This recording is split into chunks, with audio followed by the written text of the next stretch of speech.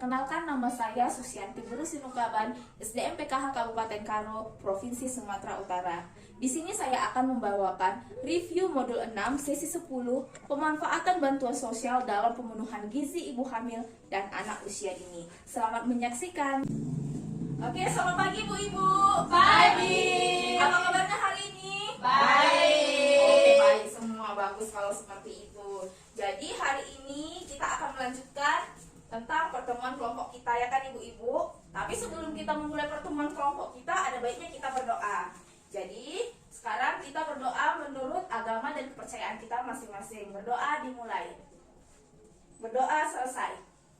Oke Ibu-Ibu, jadi kita ini mau masuk ke materi yang baru untuk hari ini, untuk bulan ini. Tapi sebelum kita masuk ke materi yang baru, saya mau bertanya nih, apakah Ibu-Ibu masih mengingat materi kita di bulan sebelumnya? Ingat dong. Oke, Ibu Dede ingat. Jadi bulan lalu kita belajar apa Bu Dede? Pemberian stimulasi pada anak usia 2 sampai 6 tahun. Ah, betul. Jadi bulan lalu kita belajar tentang pencegahan dan penanganan stunting dengan pemberian stimulasi kepada anak usia 2 sampai 6 tahun. Jadi, ya kan, saya mau tanya lagi nih. Stimulasi apa saja yang bisa diberikan kepada anak 2 sampai 6 tahun? Belajar mewarnai. Oke, belajar mewarnai, apalagi? Oke, belajar melompat, apalagi? Baca dongeng. Membacakan dongeng kepada Nyanyi. anak sebelum tidur, bernyanyi. Banyak yang bisa kita lakukan untuk menstimulasi anak agar tercegah dari stunting. Jadi selanjutnya saya mau bertanya nih, bulan lalu kan sudah ada tuh rencana janji diri. Nah, apa sudah Ibu laksanakan di rumah rencana janji diri Ibu kemarin? Belum ada. Oh, sebagian sudah, sebagian belum. Yang belum kenapa belum? Oh, sibuk, nggak ada waktu, belum ada waktu untuk menstimulasi anak, ya kan? Jadi walaupun ibu-ibu belum ada waktu, ibu memang wajib menyisihkan sedikit waktu ibu untuk menstimulasi anak. Kenapa? Itu penting untuk pertumbuhan dan perkembangan anak, agar anak ibu-ibu nantinya tidak stunting. Jadi yang belum-belum ini semangat, wajib nanti sampai rumah praktekkan. Oke ibu-ibu? Oke. Oke, selanjutnya nih kita masuk ke materi kita selanjutnya untuk bulan ini. Oke, jadi materi kita bulan ini adalah pemanfaatan bantuan sosial dalam pemenuhan gizi anak usia dini dan ibu hamil.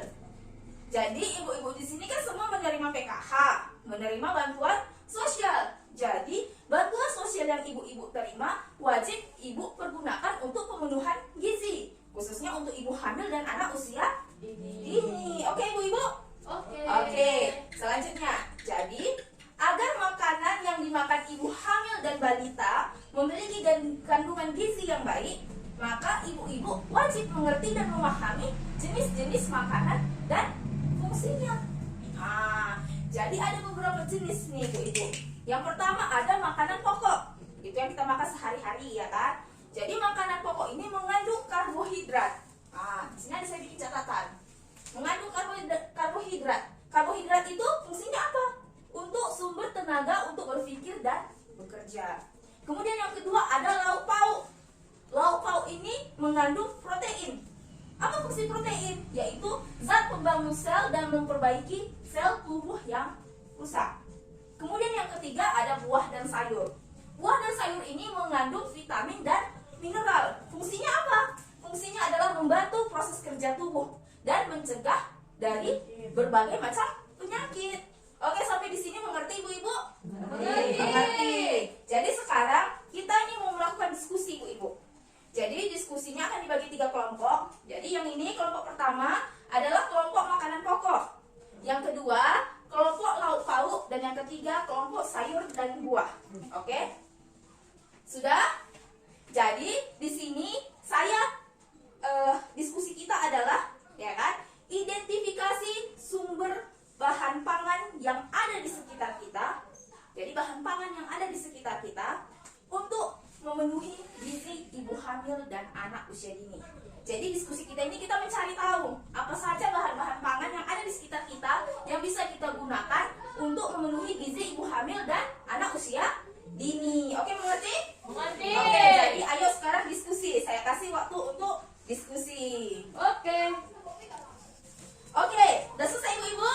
Sudah. Oke, sudah. Jadi saya mau dari kelompok makanan pokok, mana jawabannya ibu? Oke, terima kasih.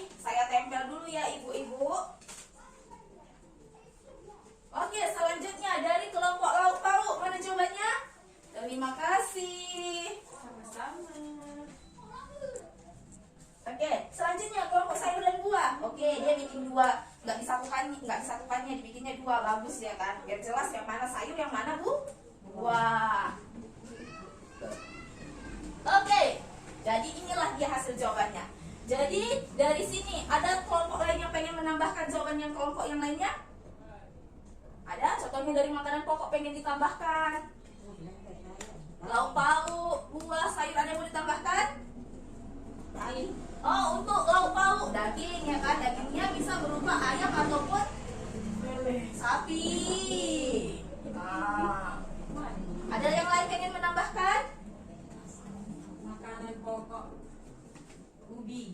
Ubi juga bisa mudah kita cari di sekitar kita ya kan. Ubi bisa ubi kayu ataupun ubi jalan. Ada lagi? Oh iya, ada sambung. Ada lagi? Sayur. Sayur apa? Sayur brokoli. Oke, brokoli. Oke, jadi inilah ya kan ibu-ibu, kita lihat.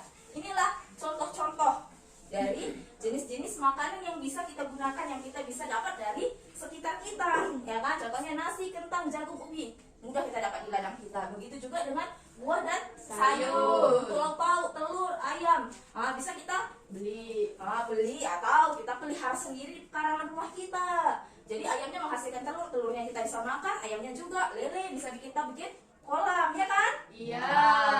Betul. Jadi setelah kita tahu tentang ini, tentang jenis-jenis makanan tadi dari makanan pokok, lauk pauk, buah dan sayur mayur ibu-ibu. Jadi kita juga harus tahu bahwa makanan yang dikonsumsi oleh anak dan ibu hamil harus memenuhi gizi seimbang seperti yang ada di isi piringku. Ini gambar isi piringku tadi.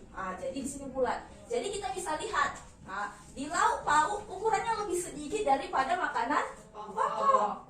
Ataupun sayuran itu seimbang dengan makanan pokok. Jadi anak kita wajib mengikuti, kita memberikan makanan kepada anak kita itu wajib sesuai dengan isi piringku. Kenapa? Agar gizinya terpenuhi dan seimbang. Jangan nanti kita kasih makan nasi doang sama telur aja, jadi belum seimbang gizinya, belum ada sayur dan buah. Oke ibu-ibu?